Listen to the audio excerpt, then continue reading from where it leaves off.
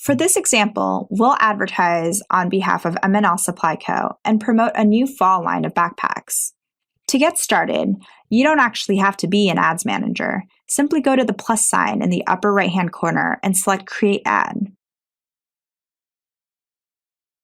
From here, select the campaign objectives which correspond to bid types and may determine the type of formats you utilize. Campaigns are the highest level of organization within an ad account and can be used to organize budgets, product lines, or seasonal initiatives. If this is your first time in Ads Manager, you will need to select a country. This is necessary for tax reasons and determines the currency in which you'll be billed. For this demonstration, we'll set up a traffic campaign. Select Create New Traffic Campaign and name your campaign. Here, you have the option to specify a daily or lifetime spend limit.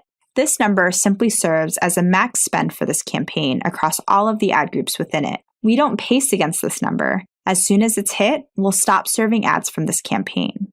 This is an optional cap. We recommend it only if you have very strict budget parameters. You can also specify campaign placement or where you want your pins to serve. We recommend targeting all placements as this is reflective of the user behavior on Pinterest, but you do have the option to target just browse, which includes home feed and related pins, or search, which includes delivery and search results and related pins. It's important to know that you won't be able to change campaign placement once the campaign has been created. If you have selected the traffic objective, you can opt into one-tap ads, which is an ad format that helps drive pinners directly to your site. When you're done, select Create Campaign and continue to go on to the next step. This will create the campaign. You can always go back to edit it if you need. On this page, you fill out all of your ad group details. An ad group is a way to organize pins with the same targeting details.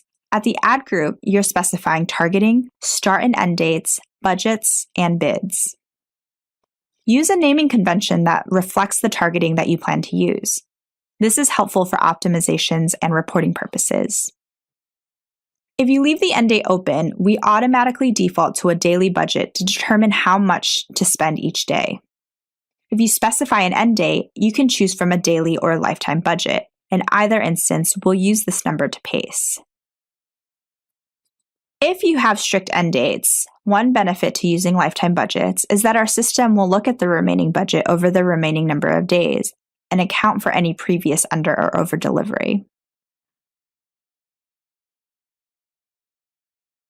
Select any relevant audiences, including visitor retargeting audiences, which allows you to reach people who have visited your site, customer list audiences, which you can create by uploading a list of email addresses or MAIDs of people who have signed up for more information or purchased from you in the past.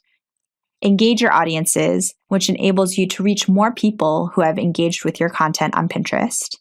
Or act-alikes, which allow you to target people who act similarly to people from an existing seed audience.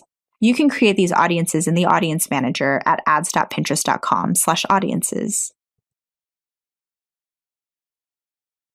In Audience Manager, you can create and edit your audience. Once your audience has been created, you can also see the size of your audience on Pinterest.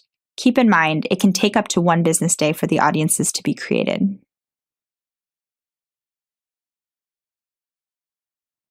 With interest targeting powered by the Taste Graph, partners can target groups of pinners based on their unique preferences across thousands of choices. You can choose from over 6,000 interests, reaching people in a truly relevant way as they browse Pinterest.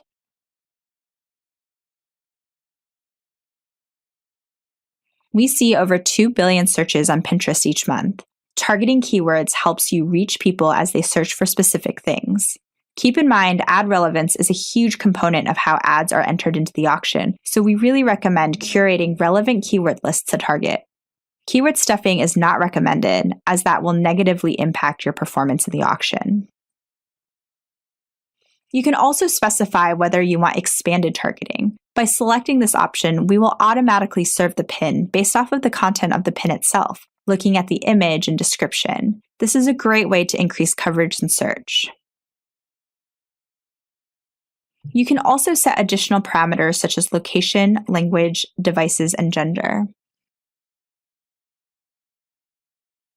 As you fill out your targeting parameters, you can see your max audience size on the right-hand side. Keep in mind, this is not the number of people we expect you to reach with your ad group details, but instead, this number will reflect the total number of people on Pinterest that fall within your targeting parameters over a 30-day period. We pre-populate a strong bid based on the bid guidance. Bid guidance reflects how much other advertisers are willing to pay based on your targeting parameters. It's a good idea to start with a strong bid, as this can help get a jump start on delivery and get signals on performance more quickly. You can walk your bid down from there. Once you've completed your ad group details, select Pick a Pin to go to the next stage.